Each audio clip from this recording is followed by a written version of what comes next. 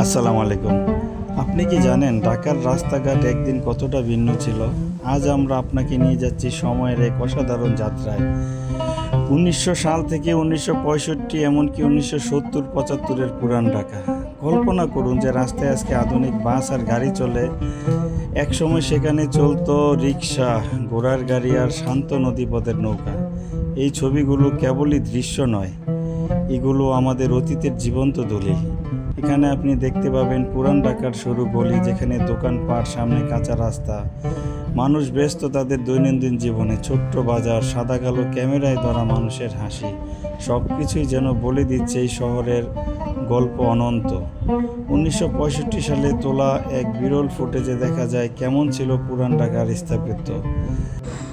ছোট্ট বাজার, সাদা কালো ক্যামেরায় ধরা মানুষের হাসি, সব কিছুই যেন বলে দিচ্ছে এই শহরের গল্প অনন্ত।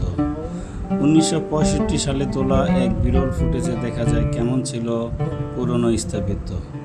দেখুন, সেই সময়কার পুরান ঢাকা কেবলই ভবন নয়, ছিল সংস্কৃতি আর ঐতিহ্যের কেন্দ্র।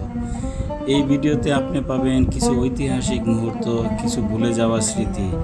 তাই অনুরোধ করছি, ভিডিওটি শেষ পর্যন্ত দেখুন, কারণ প্রতিটি সেকেন্ড আপনাকে নিয়ে যাবে অতীতে, যেখানে ঢাকা ছিল একেবারেই ভিন্ন রকম এক শহর।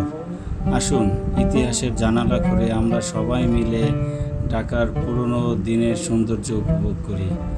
ভিডিওটি ভালো লাগলে অবশ্যই একটি লাইক দিবেন, শেয়ার করবেন এবং আমার চ্যানেলটি সাবস্ক্রাইব করবেন। ধন্যবাদ।